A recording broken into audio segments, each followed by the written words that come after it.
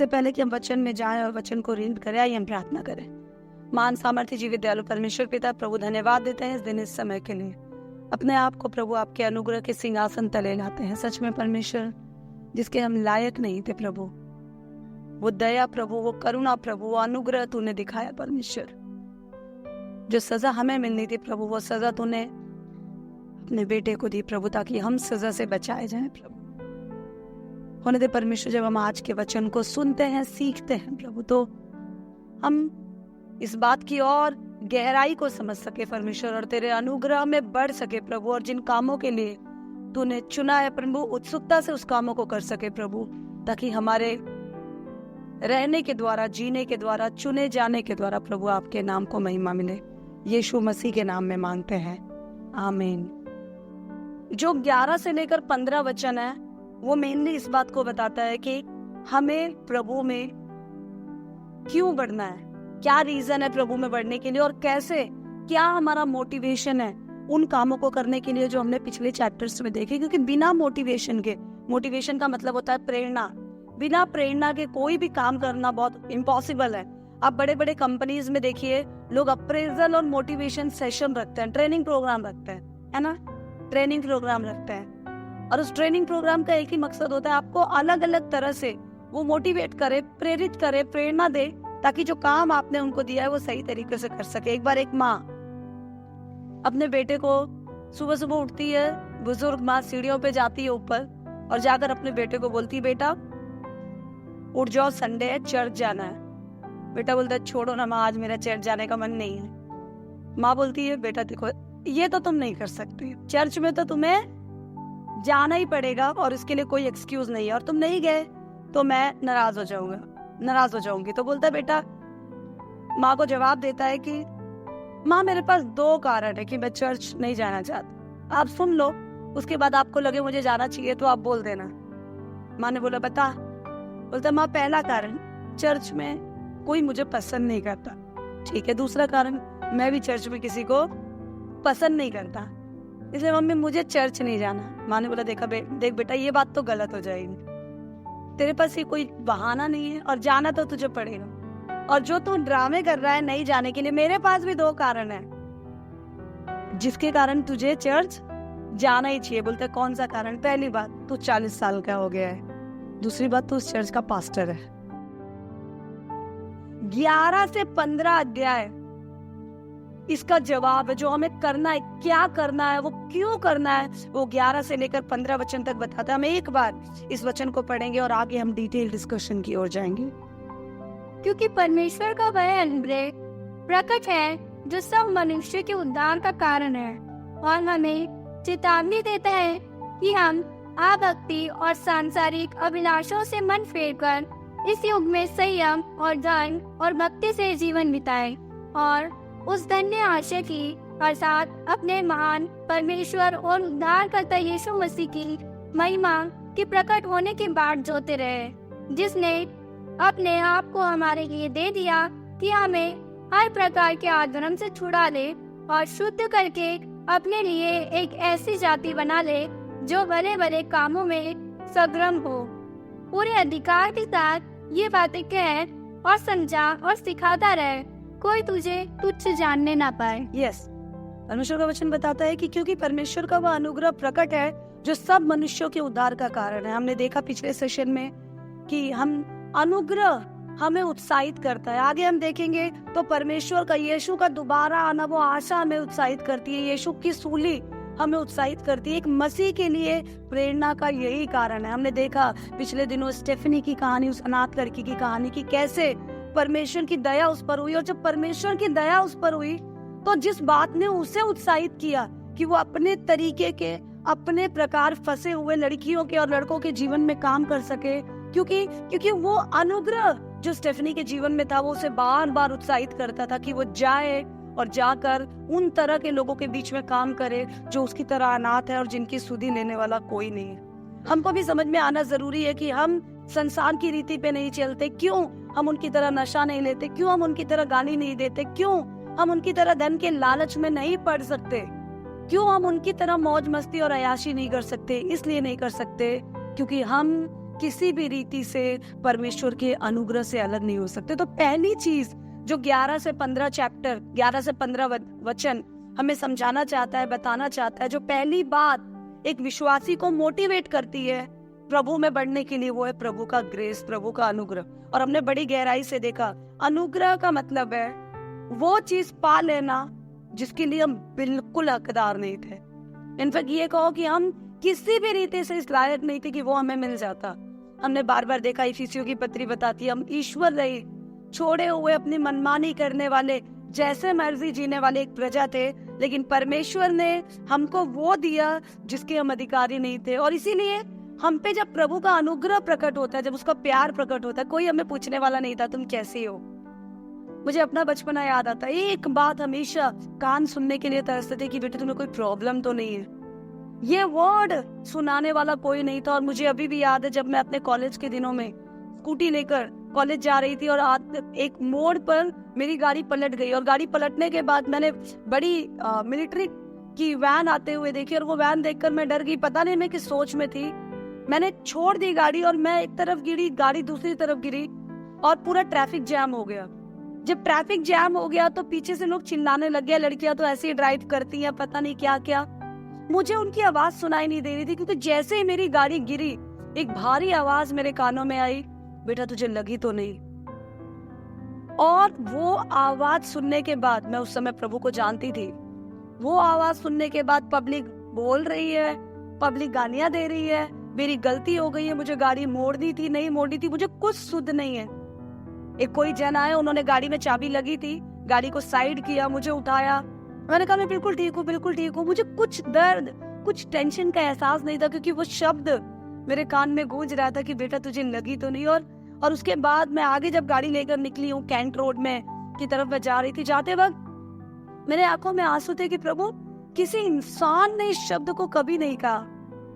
इंसान हमारी गलतियां कुरेदता है, केवल गलतियां ढूंढता है, पर प्रभु तुझे हमारी चिंता है, क्यों चिंता है तुझे? और मुझे लगता है उसका जवाब यही है, क्योंकि मैं अनुग्रह का पिता हूँ। हमने बहुत अच्छे से पिछले सेशन में देखा अनुग्रह क्या है, किस प्रकार प्रभु का अनुग्रह उसके लोगों पे प्रकट होता है। अगर आपने नहीं सुना तो आप इसके पहले के सेशन को जरूर सुन लेना, वरना ये आपके लिए अधूरा रह जाएगा। तो एक चीज जो एक मसीह को बार बार प्रेरित करती है आगे बढ़ने के लिए, संसार को ना देखने के लिए, वो चीज है प्रभु का अनुग्रह। इसीलिए 11 वचन बताता है, क्योंकि परमेश्वर का अनुग्रह प्रकट है जो सब मनुष्यों के उद्धार का कारण है, और हमें चेतावनी देता है कि हम अभक्ति और सांसारिक अभिलाषाओं से मन फेर कर इस युग में संयम और धर्म और भक्ति से जीवन बिताएं।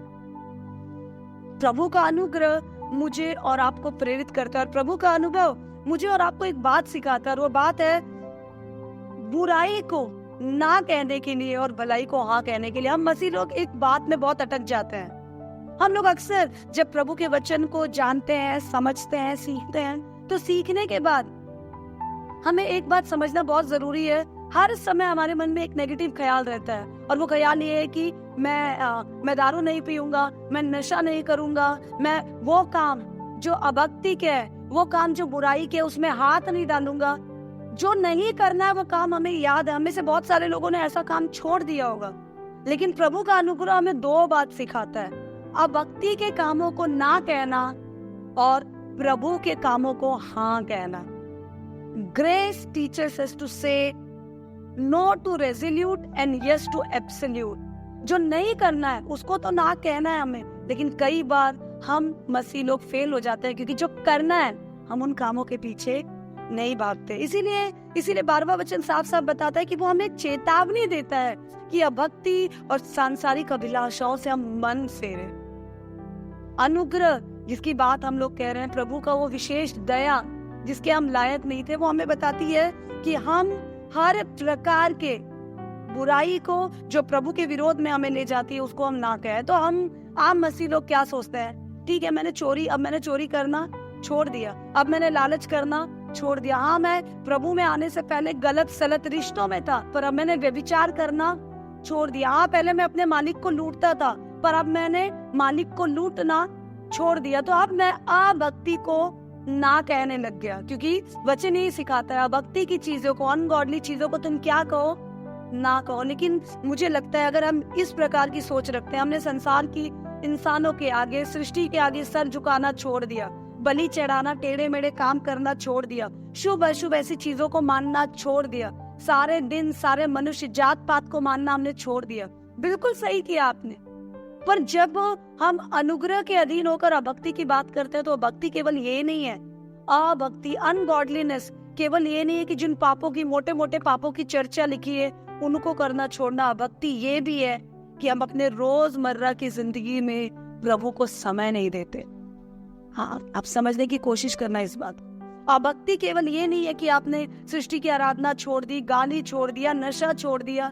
बिल्कुल सही है, ये बात पाप था, आपने इसको छोड़ दिया, आप भक्ति का जीवन बिताने के लिए आगे बढ़ने लग गए। लेकिन ये केवल ऊपर ऊपर की बात है, आप अभी भी अभक्ति में हैं, आप अभी भी परमेश्वर के गॉडलीनेस में, परमेश्वरत्व में, भक्ति में नहीं है अगर आपने इन सारी चीजों को छोड़ने के साथ साथ जिनको हाँ कहना है उन बातों को हाँ कहना नहीं शुरू किया। फॉर एग्जाम्पल, अगर आपका जीवन एक प्रार्थना का जीवन नहीं है, आप समय डेली प्रभु के साथ नहीं बिताते, तो मैं आपको बता रही हूँ, अपने आप को किसी कंफ्यूजन में, कोई डाउट मत रखना, अभी भी आप अभक्ति का जीवन जी रहे हैं। ठीक है, आपने गाली देना छोड़ दिया होगा, पर क्या आपने प्रार्थना करना शुरू किया?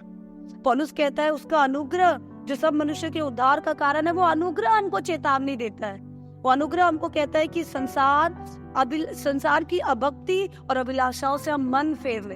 अभक्ति अनगॉडलीनेस का मतलब है उन कामों को करना जिसमें परमेश्वर की महिमा, उन कामों को करना जिसमें परमेश्वर की महिमा प्रकट नहीं होती है। अगर हम ऐसे काम अभी भी कर रहे हैं जिसमें प्रभु की महिमा, प्रभु कहीं भी नहीं है। हम पहले ऑफिस जाते थे, मालिक से लड़ते थे, पर अब हम ऑफिस जाते हैं, हमने मालिक से लड़ना छोड़ दिया। लेकिन हम एक प्रभु के उस अनुग्रह को प्रकट करना अगर हमने शुरू नहीं किया, हम ठीक है, हम पहले सृष्टि की आराधना करते थे, हमने छोड़ दिया, पर अगर हमने प्रभु की स्तुति शुरू नहीं की तो हम अभी भी अभक्ति का जीवन जी रहे हैं। आपको समझ आ रही है बात? हमने कुछ मोटे मोटे पापों को गिन लिया और हम वो नहीं कर रहे हैं, और हम सोचते हैं हम तो भक्ति का जीवन जी रहे हैं। मैं कई बार लोगों से बात करती हूँ, बोलते दीदी नहीं दीदी, पहले जैसा जीवन थोड़ी है, अब हम वैसे नहीं रहते हैं। क्या आप वैसे रह रहे हैं जैसा प्रभु के जन को शोभा देता है? ठीक है, आप बहुत मोटे मोटे पाप नहीं करते, मैंने मान लिया। क्या आप भक्ति के कामों को कर रहे हैं? उसका अनुग्रह, जिस दया के हम लायक नहीं थे, जो दया उसने हम पे अपने प्यार को प्रकट करके दिखाई, उसका अनुग्रह हमें चिताता, हमें सिखाता है कि तुम प्रार्थना रही जीवन मत जीना, एक भक्ति का जीवन जीना, अभक्ति का जीवन मत जीना। अगर हमारी वीकली प्लानिंग, हम सुबह उठ के अपना दिन प्लान करते हैं, उस पूरे दिन की प्लानिंग में प्रभु की महिमा के लिए कोई जगह नहीं है। मुझे सुबह यहाँ जाना है, दोपहर में यहाँ जाना है, रात को यहाँ जाना है, या इतने पैसे लेने, उससे इतना कमाना है, उसके बाद आकर सो जाना है। प्रभु की स्तुति के लिए, प्रभु की महिमा के लिए, उसके कामों के लिए कोई जगह हमारे शेड्यूल में नहीं है। हम अभी भी अभक्ति का जीवन जी रहे हैं। मुझे सुबह उठना है, होमवर्क करना है, ट्यूशन जाना है, स्कूल जाना है, नाश्ता करना है, लंच करना है, दोपहर में सोना है, शाम को सेशन में, प्रेयर सेशन में बैठना है, क्योंकि रोज की प्रेयर सेशन घर पे होती है। क्या प्रभु के साथ आप रोज एक क्लोज प्रार्थना का समय बिता रहे? अगर नहीं बिता रहे तो आप अभी भी एक अभक्ति का जीवन जी रहे हैं। क्योंकि हमें इस बात को समझना बहुत जरूरी है, करना तो ठीक है, पर जिन चीजों को हाँ करना है वो भी करना जरूरी है। हम बहुत खतरनाक सिचुएशन में हैं अगर हम आगे नहीं बढ़ रहे और बहुत सारे गुनाहों को छोड़कर एक जगह खड़े हो गए, क्योंकि मसीह का जीवन एक जगह खड़े होने का जीवन नहीं, वो महिमा में आगे बढ़ने का जीवन है। तो अगर आपका जीवन एक प्रार्थना रहित जीवन है, अगर आपके डेली प्लानिंग में परमेश्वर कहीं नहीं है, अगर आप, ये बात शायद बहुत लोगों को चुभ जाए, पर मैं बता रही हूँ, अगर आप अपने मसीह भाई बहनों के साथ संगति नहीं करते, हम हफ्ते में 1 दिन 2 दिन 4 दिन इकट्ठा नहीं होते, आप सोचते हैं मैं अपने घर में प्रार्थना कर ले रही हूँ ना अपने पति के साथ, क्या एक उंगली पूरे शरीर से अलग रहकर रह सकती है? भक्ति का जीवन प्रेरित लोग जीते थे, वो रोज मिलते थे और मन की सिधाई के साथ स्तुति करते थे, आराधना करते थे, प्रचार करते थे, प्रभु की महिमा करते थे। हम कहते हैं हम प्रभु को जान गए, हम कहते हैं हम बहुत सारे काम जो प्रभु को नहीं पसंद वो नहीं करते। प्रभु पूछता है क्या तू उन कामों को कर रहा है जो मुझे पसंद है? और ये प्रभु को भाता है। वचन बताता है क्या ही मनोहर बात है कि भाई लोग आपस में मिले रहे। अगर आप प्रार्थना का जीवन नहीं जी रहे हैं, अगर आपके डेली शेड्यूल में परमेश्वर के लिए कोई जगह नहीं है, अगर आप मिलजुल कर प्रभु की आराधना संगति नहीं कर रहे, एक दूसरे की सुधि नहीं ले रहे हैं, तो मैं आपको बताना चाहती हूँ कि आपका वही हाल है जो पहले था, जब आप मर्डर करते थे, जब आप गालियां देते थे, जब आप नशा लेते थे, कुछ भी नहीं बदला है। इसीलिए प्रभु का जो अनुग्रह है वो हमें इस बात को बहुत अच्छे से सिखाता है और बहुत गहराई से सिखाता है कि तुम अभक्ति से दूर रहो और सांसारिक अभिलाषाओं से दूर रहो। अभक्ति से दूर रहने का मतलब है भक्ति, ऐसे काम जिसमें परमेश्वर की महिमा नहीं होती, उन कामों से दूर रहो। आप हो सकता है आपने आज कल पूरा दिन बिताया हो, आपने पूरे दिन में कोई चुगली नहीं की हो सकता है आप पूरे दिन में कहीं कल कुड़कुड़ाए ना हो सकता है आपने पूरे दिन में कल किसी को गाली ना दी हो, पर क्या आपने प्रभु की महिमा के लिए कल कोई काम किया था? हाँ, हम आए थे मॉर्निंग सेशन में, हम बैठे थे, हमारी कुछ ड्यूटीज थी, हमने की थी। जहाँ ड्यूटी खत्म होती है वहाँ प्यार शुरू होता है। प्रभु के अनुग्रह में दब के, डूब के, तैरते हुए आपने प्रभु की महिमा के लिए कल क्या काम किया? अगर आपने किया तो आप भक्ति की ओर बढ़ रहे हैं, अगर आपने नहीं किया तो मैं आपको बताना चाहती हूँ अभी भी हम लोग अभक्ति का जीवन जी रहे हैं। और पौलुस आज इस वचन के जरिए मुझे और आपको सिखाना चाहता है कि हमारे लिए बहुत जरूरी है कि हम एक भक्ति के जीवन को जिए और परमेश्वर के साथ एक अच्छा समय बिताएं। हमारे लिए बहुत जरूरी है कि हम जो चीजें प्रभु के और मेरे बीच में आती है उसको ना कहना सीखे। वो हमारा मोबाइल हो सकता है, वो हमारे दोस्त हो सकते हैं, वो हमारे अंदर पैसों की चाहत हो सकती है, प्रमोशन की इच्छा हो सकती है, कोई इंसान हो सकता है जिसको खुश करने के लिए हम दुनिया का कुछ भी काम करने को तैयार है, कुछ भी हो सकता है।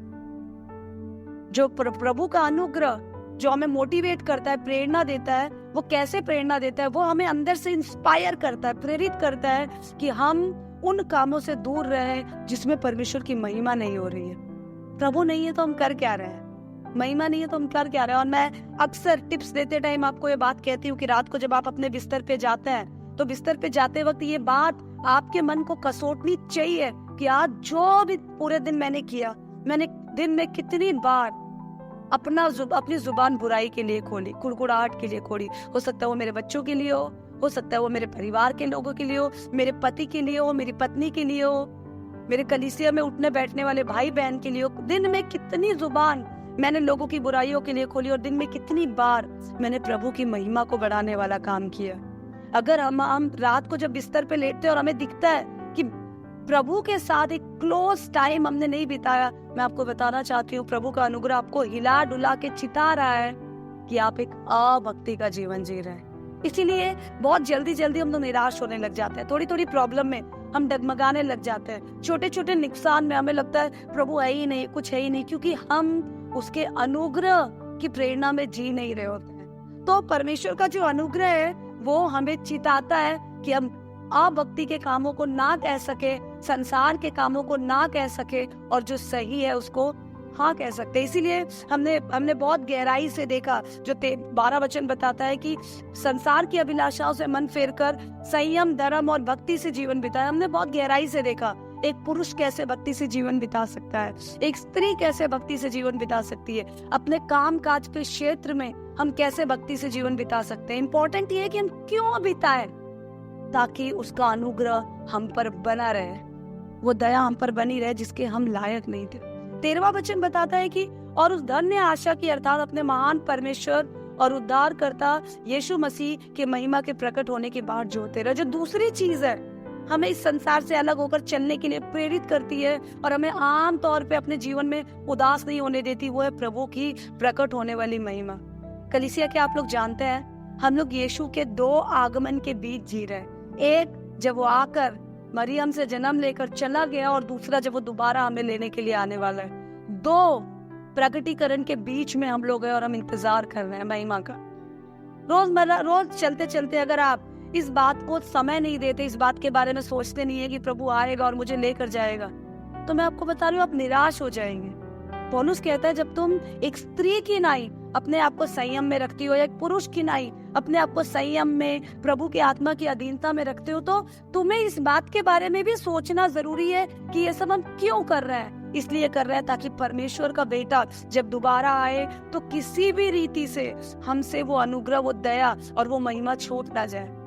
हमारे लिए बहुत जरूरी है हम चर्चा करते रहे कि हमको क्या मिलने वाला है। मैं अक्सर एक उदाहरण देती हूँ कि अगर आपको ये बात पता है कि आप सिर्फ क्लास में डेली अटेंडेंस दोगे और क्लास के लेक्चर को ध्यान से सुनोगे, उस पर मन लगाओगे, तो ये गारंटी है डिस्ट्रिक्ट में आपका फर्स्ट रैंक पक्का है।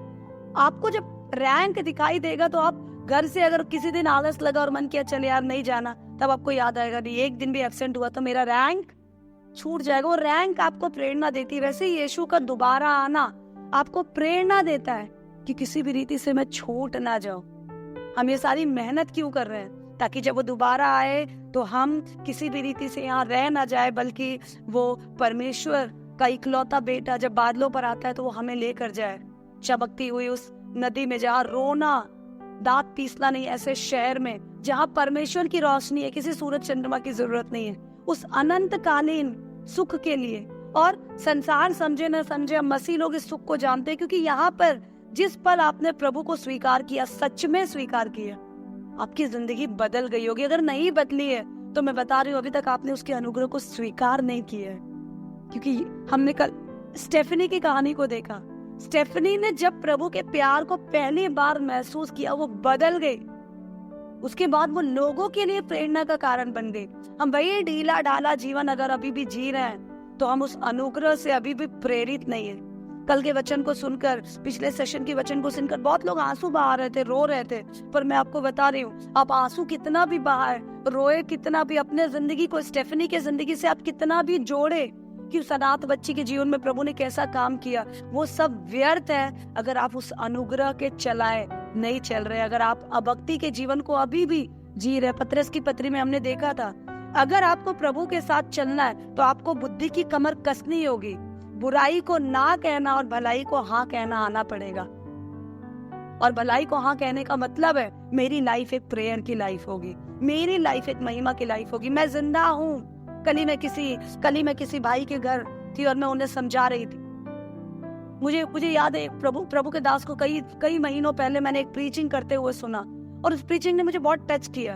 और टच करते हुए बात बोल रहे थे कि अगर प्रभु का आत्मा ने तुम्हें छुआ है ना, तुम अपने घर के अंदर केवल अपना खाना पकाना करते कमाते नहीं बैठोगे, तुम्हारे कदम भागेंगे। क्योंकि एक मसीह के अंदर भूख होती है संगति के, अपने मसीह भाई बहनों के साथ इकट्ठा होकर उसकी महिमा करने के लिए। वो तड़प, वो ललक, वो बेचैनी होती है। अगर तुम्हारे अंदर वो बेचैनी नहीं है, हाँ प्यार किया तुमने प्रभु से।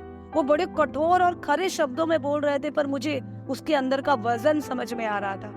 हमारे अंदर भूख नहीं है संगति करने की, हमारे अंदर बेचैनी नहीं है कि मुझे अपने पिता के साथ बैठना है। हमने कहाँ जाना उसके अनुग्रह को? हम कैसे प्रेमी है कि अपने प्रेमी के साथ बैठने के लिए हमारे मन में दिन में एक बार इच्छा भी नहीं है। हम कैसे प्रेमी है कि उसको जब वो आएगा तो उससे मिलने के लिए उसकी महिमा हमें इंस्पायर नहीं करती, उसकी प्रेरणा हमें उत्साहित नहीं करती कि चाहे कुछ भी हो जाए वो महिमा का मुकुट मुझसे छीन ना जाए। पौलुस भाग रहा था, पौलुस कह रहा था मैंने अपनी दौड़ पूरी की, मैं भागता हूँ। संसार भागता है नाशवान मुकुट के लिए, उस ट्रॉफी के लिए। मैं एक अविनाशी, कभी ना खत्म होने वाले, उस सदा काल ठहरने वाले उस मुकुट के लिए भागता हूँ। उसके लिए मैं कुछ भी करूंगा, मैं खर्च होने को तैयार हूँ।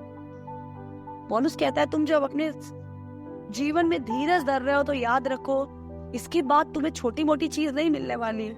महिमा का मुकुट वो आएगा, वो जीवित आशा, नाश होने वाली संसारिक आशा नहीं है, क्योंकि हमारा परमेश्वर बदलने वाला नहीं है। जो तीसरी चीज 11 से लेकर 15 वचन तक हमें प्रेरणा देती है, जो प्रभु के पीछे चलने के बाद हमें मिलने वाली है, या जो हमें इंस्पायर करती है कि क्यों हम प्रभु की बात माने, वो है परमेश्वर का गहरा प्यार, उसका बलिदान जो उसने सूली पर अपने बेटे को चढ़ाकर मेरे और आपके लिए दिखाया।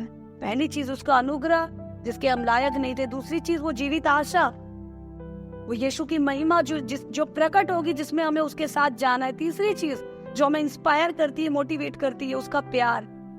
जगत में किसी ने ऐसा प्यार नहीं किया। 13 वचन बताता है और उस धन्य आशा की अर्थात अपने महान परमेश्वर और उद्धारकर्ता मसीह के प्रकट होने की बात जो होते रहे। 14 वचन बताता है जिसने अपने आप को हमारे लिए दे दिया। कोई 1 रुपया नहीं देना चाहा। आज लॉकडाउन का टाइम है, लोग बचा बचा के रख रहे हैं, ताकि खुद को कम ना पड़ जाए। उसने सब कुछ दे दिया, खुद को खर्च कर दिया, ताकि प्यार हमारे जीवन में कम ना पड़ जाए। उसका प्यार हमें इंस्पायर करता है, प्रेरित करता है कि किसी भी रीति से हम उसके इच्छा पे चले और उसकी मर्जी के अनुसार हम अपने जीवन को बिताएं। हमारे लिए एक बात को जानना बहुत जरूरी है। क्या हम इस बात को याद भी करते हैं कि यीशु मसीह एक मकसद के लिए मरा? वो मकसद आप थे, मैं थी। वो मकसद जानवरों के लिए, पेड़ पौधों के लिए नहीं, सूर्य चंद्रमा के लिए नहीं, जो समुद्र की मछलियों के लिए नहीं, वो हम जिंदा इंसानों के लिए मरा, ताकि हम बार बार मारे ना जाए, मर ना जाए। He had a purpose। क्या मैं और आप उस मकसद को समझते हैं? क्या हम कभी भी बैठकर सोचते हैं कितनी बड़ी दया उसने हम पर दिखाई? हम चर्चा कर रहे थे कि हम बार बार जब प्रभु का आत्मा ऐसे वचनों को सुनते हैं, हम बार बार हमारा मन कसोटता है, वो आत्मा रो रही होती। बहुत लोग कहते हैं, दीदी मेरा प्रभु के वचन को सुनते समय रोने का मन करता है, क्योंकि आत्मा अंदर से आपको दस्तक दे रही होती कि अपने चाल चलन को छोड़, बदल जा, क्योंकि अनुग्रह के पिता ने तुझ पर अनुग्रह किया। तू बदल जा, क्योंकि वो महिमा का मुकुट तेरा है। तू बदल जा, क्योंकि तू था जिसके कारण उसने अपनी जान उस सूली पे दी, और कोई मकसद नहीं था। There was no purpose. प्रभु को कोई नया धर्म शुरू नहीं करना था, क्योंकि पिता को धर्म में इंटरेस्ट नहीं है। पिता को अपने बच्चों से रिश्ते में इंटरेस्ट है। उसको धर्म से कोई लेना देना नहीं है। धर्म शुरू करना बहुत आसान काम है। नीले पीले गुलाबी कपड़े पहन के बैठ जाओ, एक नया धर्म शुरू हो जाएगी। लोग बोलते हैं मसीहियत एक धर्म है। मसीहियत धर्म नहीं है। इसीलिए हमारे नाम नहीं बदले, हमारे चाल चलन बदल गए। इसीलिए हमारा चेहरा नहीं बदला, हमारी रौनक बदल गई। क्या प्रभु की वो महिमा, प्रभु की वो दया आपको इंस्पायर करती है, प्रेरित करती है? क्या प्रभु के अनुग्रह को हम याद रखते हैं कुछ भी करते टाइम, कुछ भी बोलते टाइम, या हम अभी भी अभक्ति का जीवन जी रहे हैं? हमको लगता है हमने तो बड़े बड़े पाप छोड़ दिए, कि छोटी छोटी भलाई के कामों में हम मन लगा रहे हैं। क्या प्रार्थना का जीवन हम जी रहे हैं? नहीं जी रहे तो आप अभक्ति का जीवन जी रहे हैं। क्या हमारे डेली शेड्यूल में प्रभु के लिए जगह है? आप सोचते हैं आपने प्रभु का प्रचार कर लिया तो प्रभु की महिमा हो गई। नहीं, आपके चाल चलन से क्या उसका प्रचार हुआ? आपकी सहन शक्ति से क्या उसका प्रचार हुआ? एक दूसरे की खोज खबर रखने के कारण, एक दूसरे की चिंता करने के कारण, एक दूसरे से प्यार दिखाने के कारण क्या आपने और मैंने प्रभु का प्रचार किया? अगर हमने नहीं किया तो मैं आपको बताना चाहती हूँ, अभी भी हम लोग अभक्ति का जीवन जी रहे हैं। भाइयों बहनों, मुझको और आपको एक बात समझना बहुत जरूरी है। प्रभु के बिना हम कुछ भी नहीं कर सकते। मुझको और आपको एक बात समझना बहुत जरूरी है कि उसका दूसरा आना, दूसरी बार उसका हमें लेने के लिए आना हमारे लिए बहुत बड़ी खुशखबरी है, होप है, आशा है। हम मनमर्जी से नहीं जी सकते, हमारे पास वो ऑप्शन ही नहीं है, क्योंकि हम हमारे नहीं रहे, हम प्रभु के हो गए। We don't belong to ourselves, we belong to Jesus Christ। मुझे कहानी याद आती है, और एक छोटी सी स्टोरी के साथ मैं बताना चाहूंगी कि सच में अनुग्रह और वो आशा और वो उसका प्यार एक इंसान के जीवन में आ जाता है तो वो जीवन कैसे बदल जाता है। मैं कहानी सुन रही थी एक जन की, जिनका नाम था बिली मोर। बिली मोर एक जॉर्जिया देश का रहने वाला एक नागरिक है। बचपन में बहुत गरीबी उसने देखी। थोड़ा उम्र बढ़ने के बाद उसने वहां की आर्मी ज्वाइन की, क्योंकि मिलिट्री ज्वाइन करना वहां बहुत आसान है। अगर आप अपने देश की सेवा करना चाहते हैं ज्वाइन कर सकते हैं, लेकिन उसे अच्छा नहीं लगा और उसने मिलिट्री छोड़ दी। और मिलिट्री का जॉब छोड़ने के बाद वो कुछ बुरे दोस्तों के साथ यहाँ वहां घूमना शुरू हो गया। ड्रग एडिक्ट्स, नशेड़ी, बुराई का पीछा करने वाले, यहाँ वहां रात दिन घूमने वाले, कुछ इस प्रकार के दोस्तों के साथ बिले मोरे रहने लग गया। और जब रहने लग गया तो काम धंधा तो कुछ करते नहीं थे, पैसों की कमी हो गई। एक बार हमारे दोस्त, जब हम परेशानी में पड़ते हैं तो कुछ दोस्त हमारे हमें नए नए आइडियाज देते हैं पैसे कमाने के। मैं आपको बता रही हूँ, बुरी संगति अच्छे चरित्र को बिगाड़ देती है। आप ऐसे लोगों से गहरी दोस्ती में मत जाना जो आत्मिक रूप में मजबूत नहीं। वो आपको गिराएंगे ही गिराएंगे, वो आपको खींचेंगे ही खींचेंगे। बुराई प्रभाव डाले बिना आपको छोड़ेगी नहीं। विलियम मोरे के कुछ दोस्तों ने कहा, तुझे पता है उस पहाड़ी के पास एक अंकल रहते हैं, वो अंकल बहुत बूढ़े हैं, उनका बैंक और बैंक की व्यवस्था पे कोई भरोसा नहीं है, इसलिए वो अंकल के पास काफी पैसे हैं और वो पैसे अंकल अपने मैट के नीचे, चटाई के नीचे, बिस्तर के नीचे रखकर सोते हैं। ये पक्की खबर है। बिली मोरे ने बोला सोच लेना, ये पक्की खबर है। जवान था वो। हाँ भाई ये पक्की खबर है। बिली मोरे ने बोला चलो ठीक है, पक्की खबर है तो वो पैसा आज रात हम लोग लूटेंगे। उसने कहीं ना कहीं से एक बंदूक का इंतजाम किया। रात को खिड़की तोड़कर उस बुजुर्ग के घर में घुसा।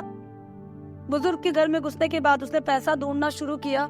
बुजुर्ग ने थोड़ी आनाकानी करी तो बंदूक से एक गोली दाग दी। उस बुजुर्ग की वहीं पे मृत्यु हो गई और $5,600 चोरी करके बिली मोरे उस रात वहां से गायब हो गया। अमेरिकन पुलिस है, जॉर्जिया अमेरिका का एक स्टेट है। अमेरिकन पुलिस है और पुलिस ने पता लगाया, बहुत आसान था, बहुत जल्दी पता चल गया कि इस अंकल का मर्डर बिली मोरे ने किया और बिली मोरे को जवानी में पकड़ लिया गया। पकड़ने के बाद कार्रवाई हुई। कार्रवाई होगी, मुझे मार डाला जाएगा, फांसी नहीं लगती थी वहां। अगर आपका सेंटेंस, आपकी सजा मुकर्रर हो गई और आपका गुनाह साबित हो गया तो इलेक्ट्रिक चेयर पे वो मारते थे। ये बात बहुत पुरानी है। इलेक्ट्रिक चेयर में, एक कुर्सी पे आपको बिठा देते थे, इलेक्ट्रिक शॉक देकर आपको मारा जाता था। इसलिए डर के मारे लोग क्राइम करने से बचे, इसलिए इस प्रकार का उदाहरण सेट किया जाता था। पहली रात जब बिली मोरे जेल में आया, जेल में आने के बाद, छोटा सा शहर, यहाँ के जैसी बहुत पॉपुलेशन नहीं है वहाँ, छोटी भी खबर हो तो यहाँ वहाँ फैल जाती है। जेल में जब वो पहली रात आया और लेटा तो एकदम अकेलेपन में, तन्हाई में, उसने अपने पिछले जीवन के सारे टेढ़े मेढ़े कामों को याद किया। बहुत मौके मिले सुधरने के, पर उसने ध्यान नहीं दिया। उसने उन बातों को याद किया और उसने एक बात कही खुद से, मेरी लाइफ तो खत्म, अब मेरे पास कोई रास्ता नहीं है। हाँ मेरे को पता है अब मुझे इलेक्ट्रिक चेयर पे मरना है, यार क्या होगा मेरा। वो बहुत दुखी था और वो इलेक्ट्रिक चेयर में अपनी डेथ के बारे में सोच रहा था, क्योंकि पुलिस बहुत आसानी से साबित कर देगी मेरा गुनाह क्या है। मैं कोशिश तो करूंगा बचने की, पर मेरे पास कोई आशा नहीं है। बयान लिया गया, पूछा गया, उसने इनकार किया जैसे आम कैदी करते हैं, और केस चलने लग गया। इस केस की खबर अखबारों में छपी। अखबार में आसपास सब लोगों ने सुनी कि पहाड़ी पे रहने वाले उस बुजुर्ग की हत्या जिस जवान लड़के ने की, वो जेल में। वहां पे एक लोकल चर्च में इस बात की चर्चा हुई और चर्च के पादरी ने बोला क्यों ना जाके इस लड़के को प्रचार किया जाए, बिली मोरे को प्रचार किया जाए। कुछ लोगों ने बोला क्या फायदा, मर्डरर है, भयानक लड़का है, नशेड़ी लोगों के बीच रहने वाला है, क्या प्रचार करना। बट सर्वसहमति से यह निर्णय लिया गया कि नहीं, बिली मोरे को जाके जेल में हम प्रभु के बारे में बताएंगे। चर्च का एक प्रभु का दास आया, आने के बाद परमिशन ली जेल अथॉरिटी से और बिली मोरे के पास गया और जाने के बाद बिली मोरे से कहा, बिली मुझे तुमसे एक बात कहनी है, क्या तुम जानते हो कि प्रभु तुमसे प्यार करता है। बिली उसकी तरफ गुस्से से देखने लग गया।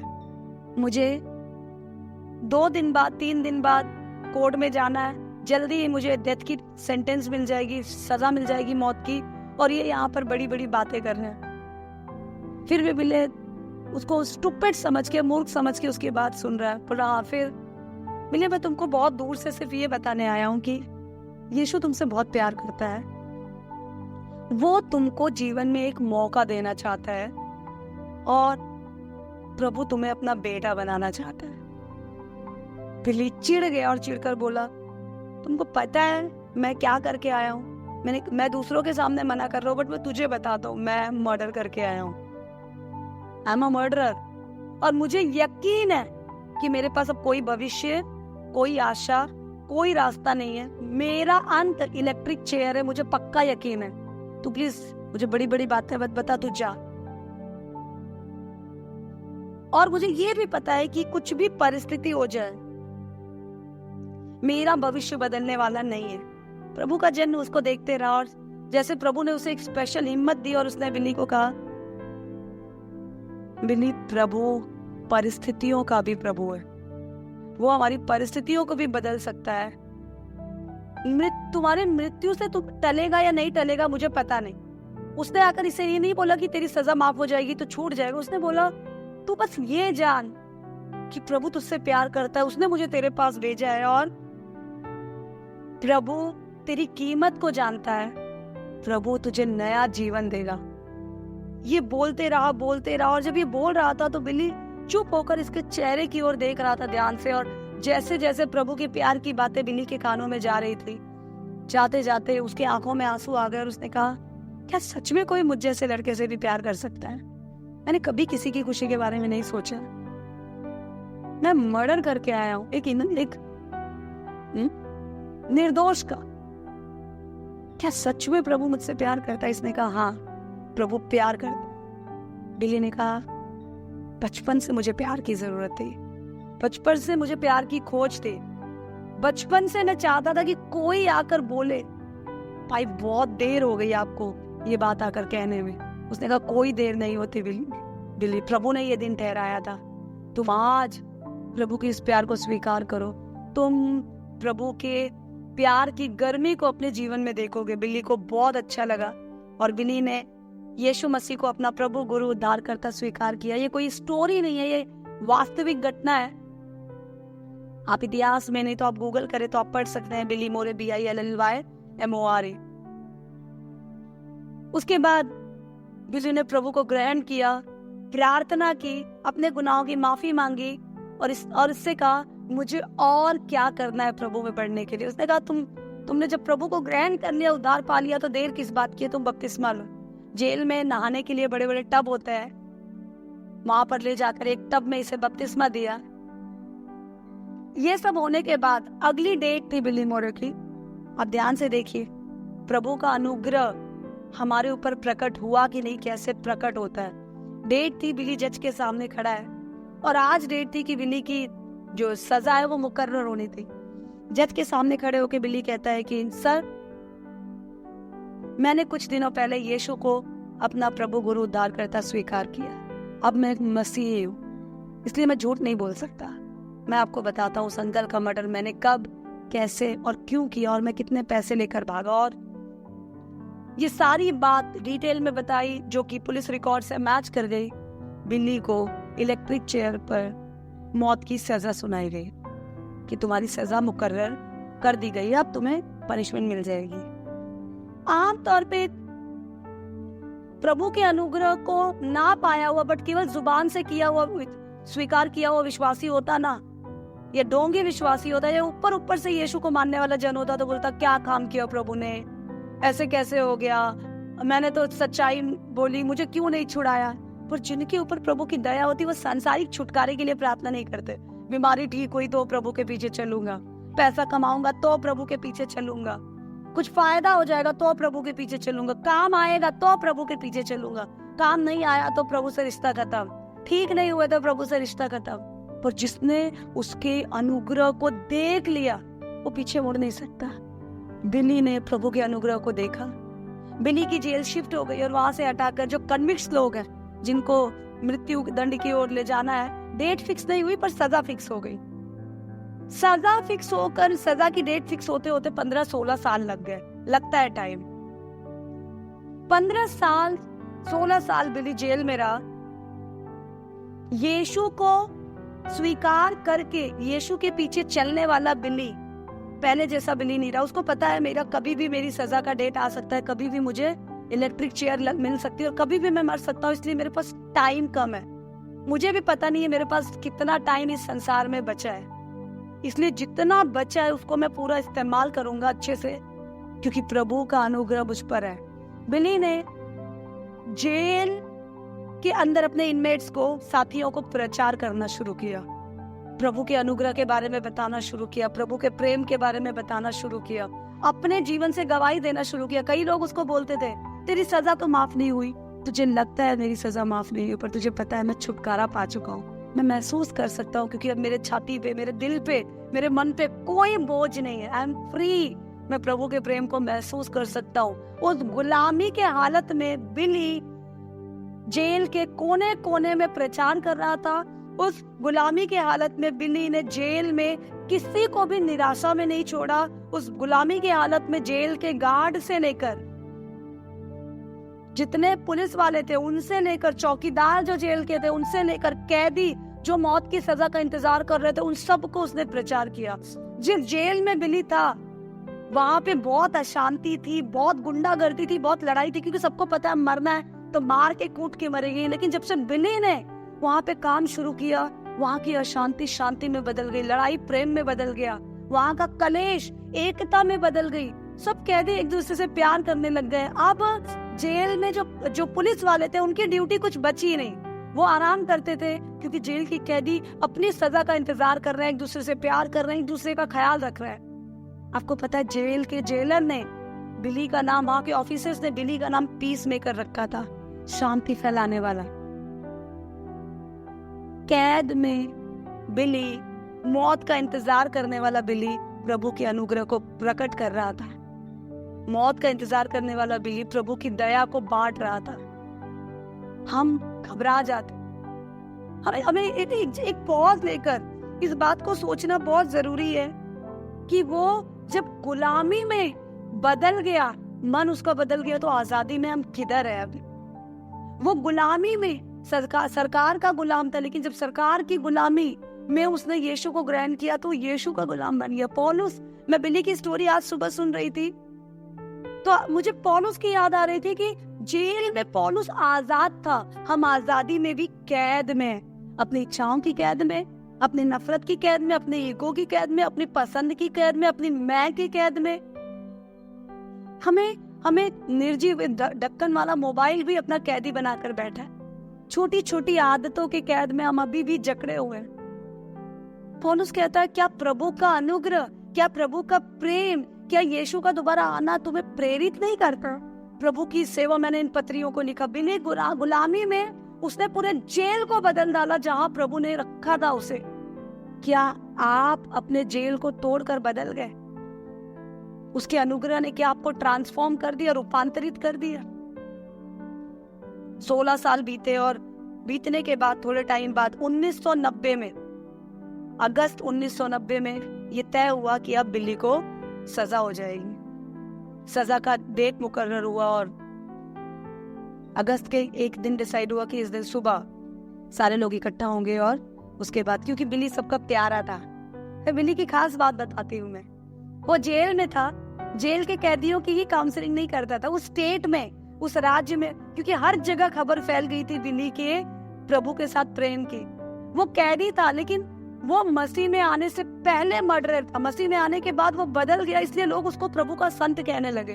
और आपको पता है, बहुत सारी एनजीओ, बहुत सारी चर्चेस जवानों को जेल में भेजती थी। इमेजिन करो, जेल में सजा याफ्ता कैदी के पास भेजती थी ताकि वो उनकी काउंसलिंग प्रभु में कर सके। हजारों काउंसलिंग बिली ने जेल में की, हजारों लोगों की जिंदगी बिली ने जेल में बदली। लोग आते थे, मिलते थे। बिली एक प्रेयर वॉरियर था उस जेल का। उसने जेल को सबसे शांति की और आजादी की जगह बना दी। लोगों को मृत्यु से डर लगना बंद हो गया। बिली से कोई पूछ रहा था कि क्या तुमको डर नहीं लगता तुम इलेक्ट्रिक चेयर पे मारे जाओगे? क्या फर्क पड़ता है, आज नहीं है तो कल मैं मारा जाऊंगा, मुझे तो इस बात की खुशी है, मैं प्रभु में मारा जाऊंगा तो मैं प्रभु के सामने अपनी आंखों को खोलूंगा। There was no more fear of death। जब बिली के वकील उससे मिलने आते थे, उसको तसल्ली देने कि बिली तुम्हारी सजा का डेट फिक्स हो गया है, तुमको डर तो नहीं लग रहा? तो बिली का वकील बिली से कहता था, किस बात का डर, मौत को तो मैंने पहले ही एक्सेप्ट कर लिया, पहले ही स्वीकार कर लिया। पर आपको पता नहीं, जिसको मैंने मौत से पहले स्वीकार किया वो मौत पे भी विजय पा चुका। आप लोग तो ठीक है ना, आपको तो कोई प्रॉब्लम नहीं। वो अपने वकीलों को भी सांत्वना दिया करता था। जिसने प्रभु के अनुग्रह को चख लिया, जिसके ऊपर प्रभु की वो रौनक आ गई, जिसके ऊपर जिसने यीशु के आने वाले महिमा को देख लिया, जिसने क्रूस पे चढ़े हुए यीशु के प्यार को चख लिया, वो बदल जाता है। वो पहले जैसा रह ही नहीं सकता। शरीर वही होगा, मन बदल जाएगा, हाथ पैर वही होंगे, डायरेक्शन बदल जाएगा, दिल वही होगा, दिल के अंदर की चीजें, सामान बदल जाएगा, तरीका बदल जाएगा। अगर नहीं बदला, नॉक अपने आप को जांचे कि सच में उसका अनुग्रह हम पे प्रकट हुआ है। हम बहुत रो रहे थे स्टेफनी की कहानी को सुनकर। बिली की कहानी को देखिए आप, जीता जागता प्रभु का प्रेरित, जीता जागता प्रभु का गवाह, जेल में उसने दुनिया उलट पुलट कर दी। और जब दिन मुकर्रर हुआ अगस्त 1990, उसके वकील सब उसको सांत्वना देने लग गए वो उनको उत्साहित करने लग गया और उत्साहित करने के बाद इस तैयारी में था कि अब ले जाना है। वो तैयार व्यार बैठा था कि अब ले जाया जाएगा और मुझे इलेक्ट्रिक चेयर पे शॉक देकर मार दिया जाएगा। तब बोर्ड, जो जेल का बोर्ड मेंबर्स थे, उनको किसी ने बिली के कामों की चर्चा की और जस्ट डेथ पेनाल्टी से, मृत्यु दंड से कुछ मिनट पहले एक इमरजेंसी मीटिंग बुलाई गई जेल में। इमरजेंसी मीटिंग बुलाई गई। मीटिंग बुलाने के बाद कहा गया कि इस बात पे फिर से विचार किया जाना चाहिए कि उसको इलेक्ट्रिक चेयर में डेथ दिया जाए या ना दिया जाए। और आप जानते हैं उस मीटिंग में कौन था? उस मीटिंग में उस बुजुर्ग इंसान के घर वाले थे जिसको बिली ने मर्डर किया था। और वो घर वाले आकर हाथ जोड़कर विनती कर रहे थे बोर्ड मेंबर से कि हम आपके हाथ जोड़ते हैं, बिली को छोड़ दे। तो इन लोगों ने बोला, इन्होंने तुम्हारे घर के बुजुर्ग को मार डाला, तुम छोड़ने के लिए क्यों कह रहे हो? सर, आपको पता नहीं, कई साल पहले बिली हमारे यहाँ आया था और उसने हमसे माफी मांगी। उसने जो हमारे बुजुर्ग के साथ किया वो गलत था और हम आपको बताना चाहते हैं, हमने उसी पल उसे माफ कर दिया। क्यों? जिसे प्रभु ने माफ कर दिया उसके पाप रखने वाले हम कौन होते हैं? इसलिए हम आपसे विनती करते हैं, आप छोड़ दो। ये बिली वो बिली नहीं है जो मर्डर करके भागा था। ये बिली वो बिली है जो बचाया गया है, जिसमें परमेश्वर की दया है। वहां के लोगों में एक बहुत बड़ा मिशन बन गया है। तो उस समय मदर टेरेसा भारत में थे।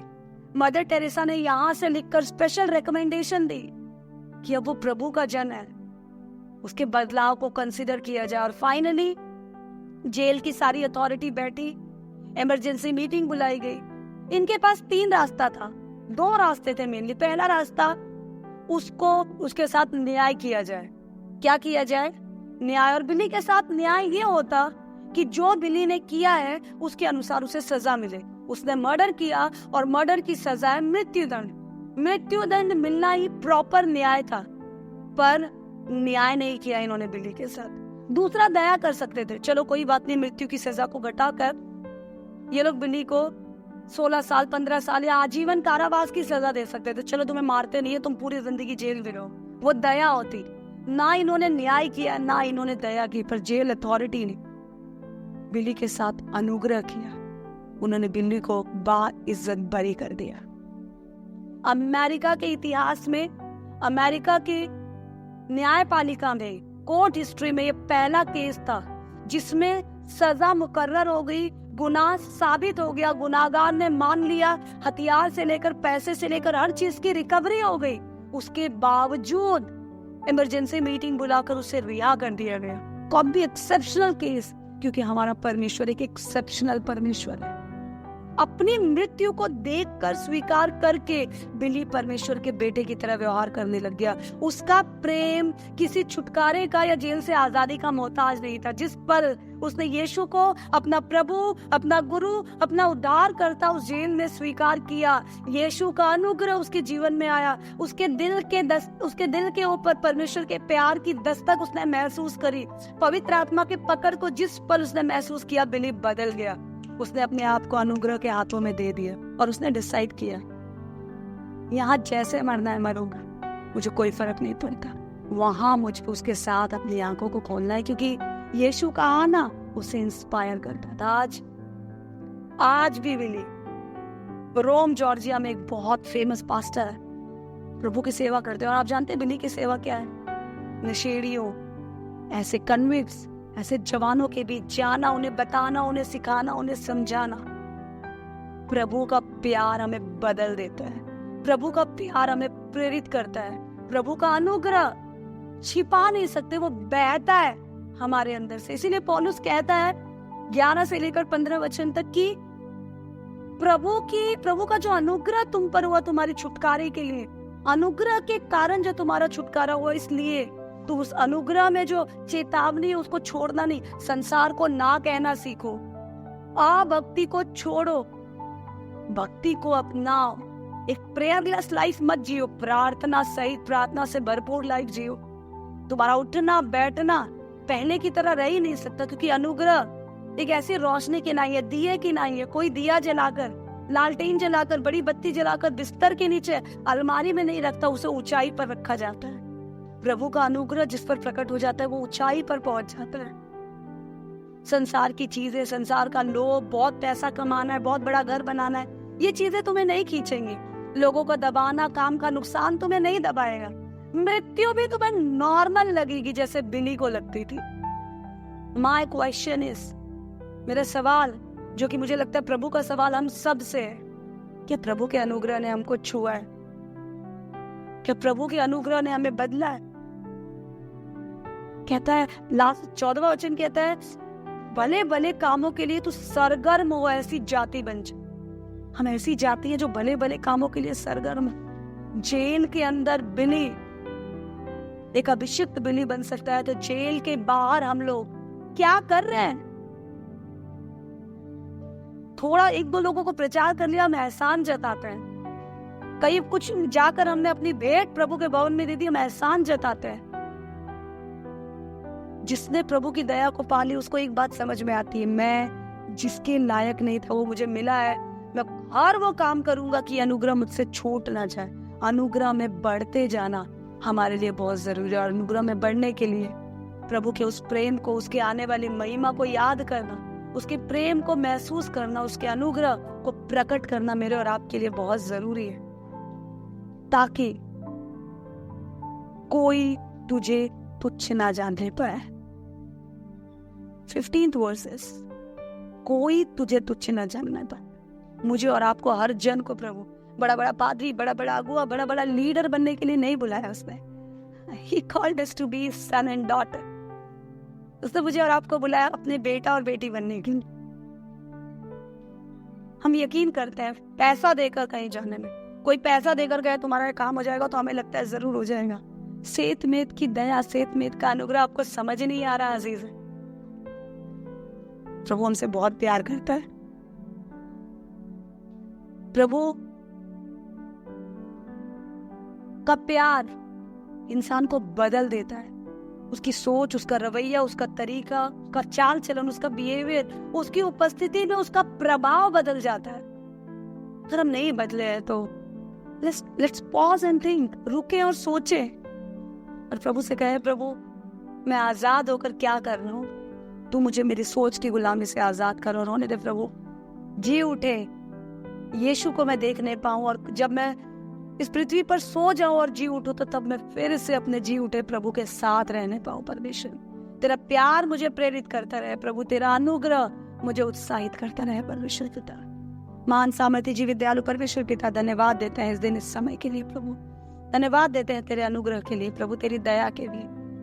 धन्यवाद के साथ अपने आप को प्रभु तेरे अनुग्रह के सिंहासन तले लाते हैं। जाने अनजाने की गुनाहों की माफी मांगते हैं, प्रार्थना करते हैं प्रभु मैं बदल जाऊं, संसार को दिखाने के लिए नहीं प्रभु, तेरे साथ बने रहने के लिए मैं बदल जाऊं परमेश्वर। तेरा प्यार जो तूने सूली पर मेरे लिए दिखाया प्रभु, तेरा वो अनुग्रह प्रभु जो तूने मुझे बचाया प्रभु, जिसके मैं लायक नहीं थे, उसको मैं समझ सकूं प्रभु और मैं ट्रांसफॉर्म हो जाऊं, ताकि प्रभु जहां जहां मैं जाऊं प्रभु तेरी छाप छोड़ सकूं प्रभु। अब भक्ति का जीवन ना जीऊं, बल्कि परमेश्वर पिता तेरी भक्ति में प्रभु जीऊं और तेरी भक्ति में ही सो जाऊं परमेश्वर, ताकि जब प्रभु आए तो मैं अपने प्रभु के साथ जी उठूं परमेश्वर और उठा लिया जाऊं। तमाम वचन के सुनने वालों को तेरे हाथों में रखती हूँ और प्रार्थना करती हूँ प्रभु की तेरा वचन सभी के दिलों को कायल करे प्रभु, और तेरे विरोध से तेरी ओर फिर जाए, तेरे हो जाए। यीशु मसीह के नाम में मांगते हैं, आमीन।